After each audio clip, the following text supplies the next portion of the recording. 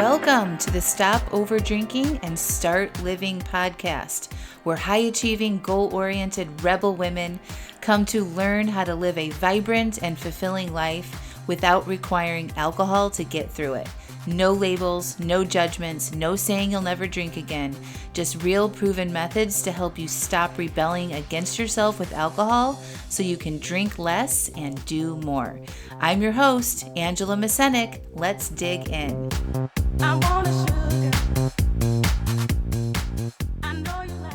Welcome to episode 320, Navigating Uncertainty Without Losing Yourself. Well, hello. Welcome back to the podcast. 320 episodes, y'all. I'm committed.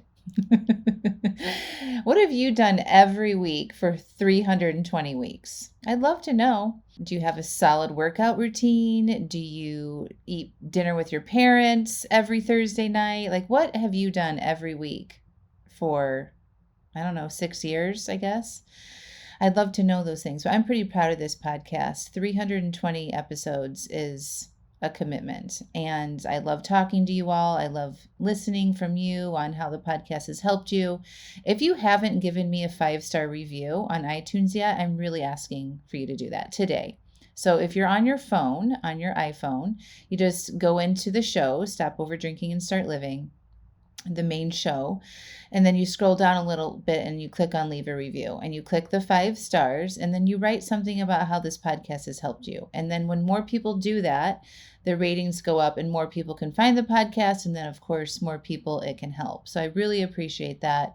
I love reading the reviews and getting them, and I just love to know how the podcast is helping you. So thank you. But today I want to talk about uncertainty. I've talked about this before on the podcast, but currently what's going on, we are in late February of 2025. And if you live in the US, there's some major political changes going on, and it can all feel very uncertain, right? I'm feeling a lot of this right now and not knowing what's going to happen. And I don't like that. Do you? I like knowing I have my path. I have my goals. I have things planned out, right? Talk a lot about being intentional and making plans and writing our goals and setting our intentions, right? And so not knowing how this is going to all shake out has me feeling very uncertain. And I can spend a lot of time in my own head about the worst case scenarios. Do you do that? If you do, you're 100% normal and absolutely human. We don't like uncertainty. We like to know exactly what's going to happen because then we don't have to be scared and we feel more comfortable moving forward with things if we know how it's all going to play out. Yeah. So, and that's just sort of how we're programmed, right? It's a survival technique. We like predictability. We like to know all of the danger. And so if we don't know how that's going to play out, we go on high alert, and that can feel like you have anxiety. You might be overthinking things, and then you might lead to unhealthy ways to cope with those feelings, like drinking or eating or scrolling or watching too much TV, like, all the things that we talk about here. So we try to control this by playing out all of the what if scenarios, right? So if you're thinking about your money situation, how often have you reached out to your financial planner? Oops, been a few times for me. You might be obsessing over what ifs, plan Bs, and you try to go through and work through every detail of every potential outcome. And that's how we try to control it, right? We try to understand or make a plan, or at least in our head, about what it could look like if it goes whatever direction it might go. It doesn't create certainty, though. That just creates us feeling stressed because we're staying in the what if mode, in the fear mode, and that doesn't feel good for us. And so when we're doing that, again, we can be distracted by alcohol, food, scrolling, talking about it a lot to escape, right? We can feel unmotivated, distracted, and not move things forward the way that we normally would be. But that doesn't actually control uncertainty. So I want to talk about sort of shifting about, instead of trying to control the uncertainty or trying to work through every possible scenario and spending a lot of time, unnecessary time there, I think it's always good to have a plan. Like, no, have a plan B, right? But we don't need to really, once you have the plan and you're kind of like in agreement, like, okay, if this happens, then I will do this, right? Then you can just put it away. You don't need to keep living through it or making plan B's, C's, D's, E's, right? So if you're still feeling uncertain when you have sort of a plan B option, you can look to how to tolerate the uncertainty without going into all the different ways that we want to control things. Okay. So for me and for most of my clients, we love to control things. We want to have our hand in everything. And that can be a coping mechanism too. It can be a trauma response. It can be um, a bunch of different things are going on that we feel like we have to control it all. And if we don't control it all, things are just going to spiral out of control. And when we're feeling uncertain, that can really come to the forefront. So if you're in that place right now, it's okay. Just take a deep breath. You're not alone. I promise you are not alone. Even somebody as well practiced in coaching myself and feeling my feelings and being intentional and managing my mind still gets in this place just because of, who I am and the state of the world and the things that I care about. So instead of trying to control it all, it's about tolerating it more and learning how to live with a certain sort of baseline of uncertainty, but not going into the panic mode. Okay, so one way to do that is looking at what is in your control. What is in your control?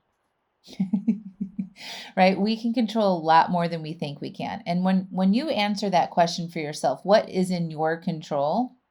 What comes up? So for me, when I ask that question, I immediately just get really granular and I think about my day-to-day life. Right? I have my 3 kids. I have my little Jackie Poo. I have my husband. I have my house. I have my business. I have my clients. And I can't control other people. I can't control my kids or my husband or my clients, but I have things that I can do every day that support the people in my life. Right? And then I look at my own life and what I can control. I can control not drinking. I can control the food that I eat. I can control how much sleep I get at night. I can control how much news I'm consuming. I can control how much exercise I give myself every day. I can control getting in my water intake. I can control using my self-help tools like journaling, right? So when I think about all of those things that I actually can control, it kind of zooms me into my day-to-day life. And I get out of the future of thinking about things that could go wrong. Okay, so I want to ask you, what is in your control in your day-to-day life? And even if there's some big things happening in your life that don't feel like you can control, there's always things, actually a lot of things that you can control. Okay? So if you notice yourself in that doom and gloom, in that sort of feeling uncertain and scared and anxious and going down the paths of worst case scenarios, you want to pause, right? And just recognize that you're doing that. And so we're causing that, like stopping the fear spiral. Okay, we're going to stop it. Just like, oh, I'm recognizing I'm doing that thing again. I really don't want to do that to myself right now. Take a deep breath. Okay. And so a good question to then ask yourself is, what is possible for me in this moment? What is possible for me in this moment? And again, that brings you right back to the present moment. What is in your control today? And you take a few deep breaths. There's a bunch of grounding exercises you can do.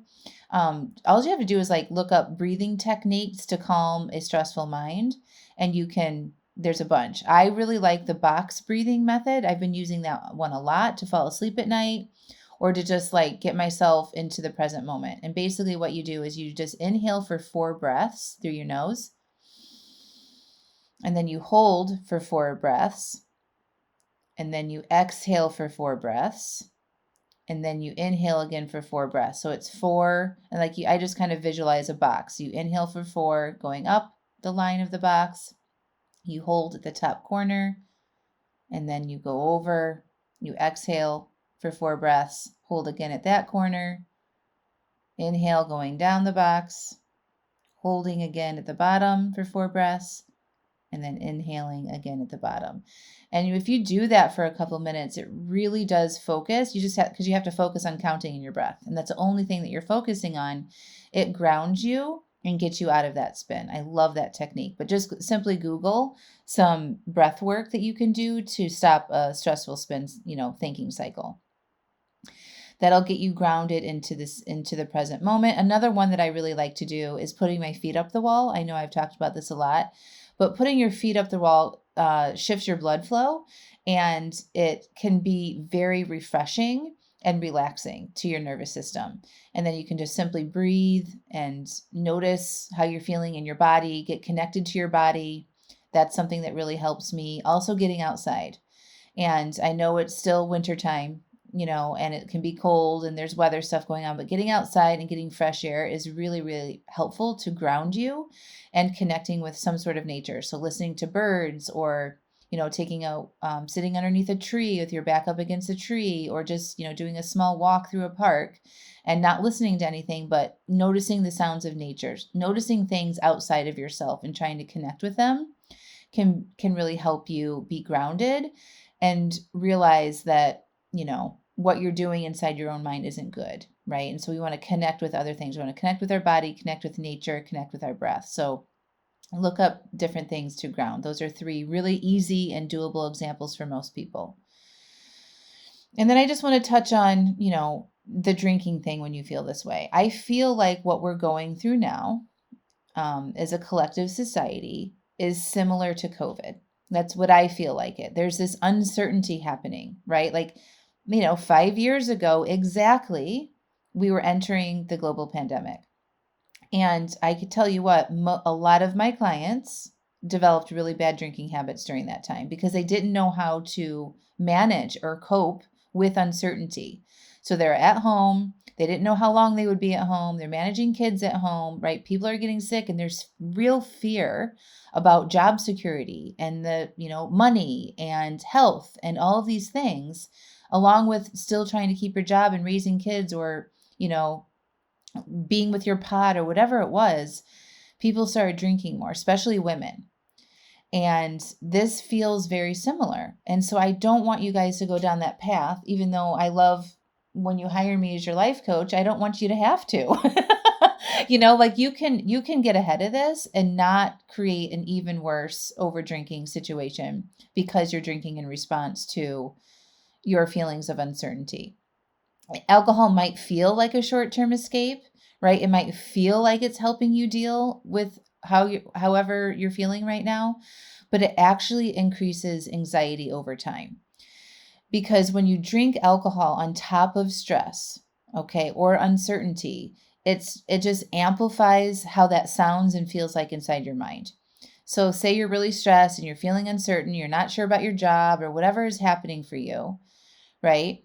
And then you drink, your brain the next day amplifies all of that stress and uncertainty. It makes those thoughts twice as bad.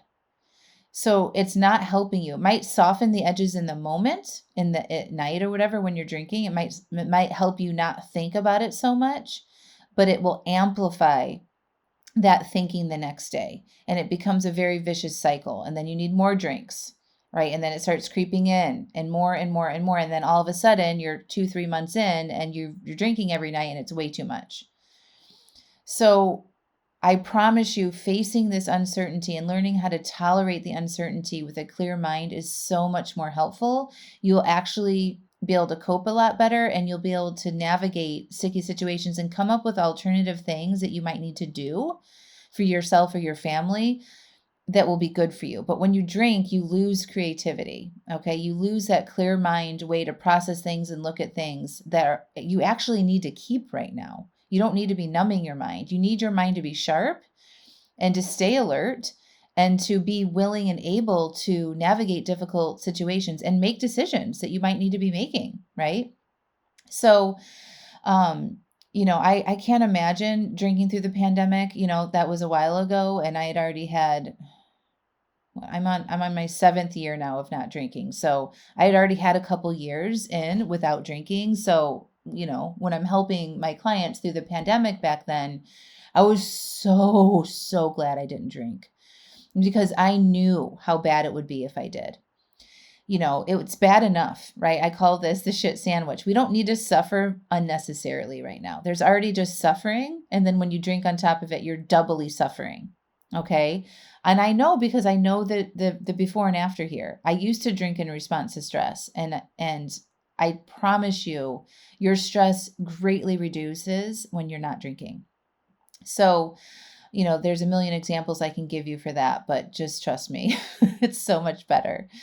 So I want you to learn how to cope with your feelings of uncertainty.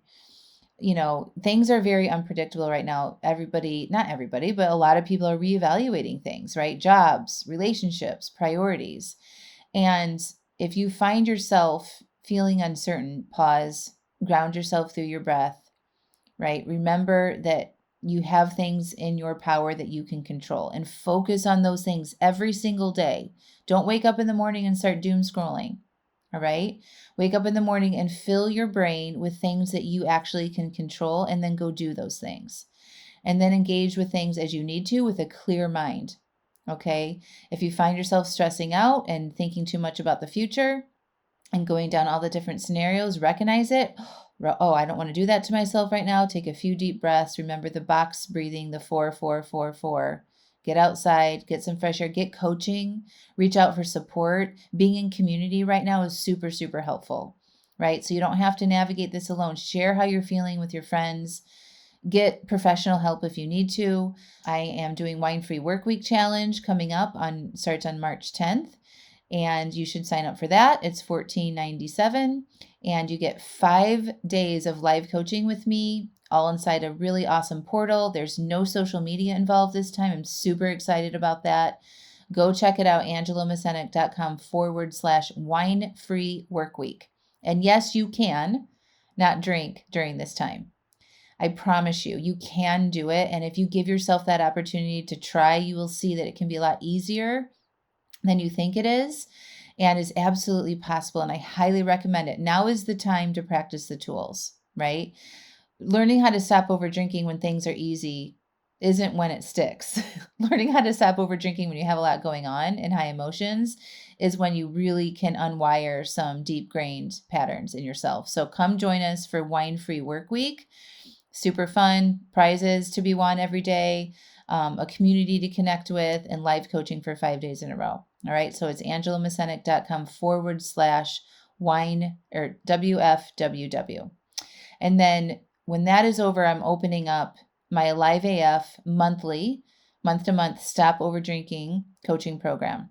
So if you want to get to be on the first to know about that, make sure you get into Wine-Free Workweek, and then also go to AngelaMascenik.com/AliveAF and get on the wait list for that. So you'll be the first to know when you can sign up for that. That opens on March 14th. All right, my friends, sending so much love to all of you. Stay focused on what you can control. Take good care of yourselves out there, and we'll talk to you next week. Bye for now.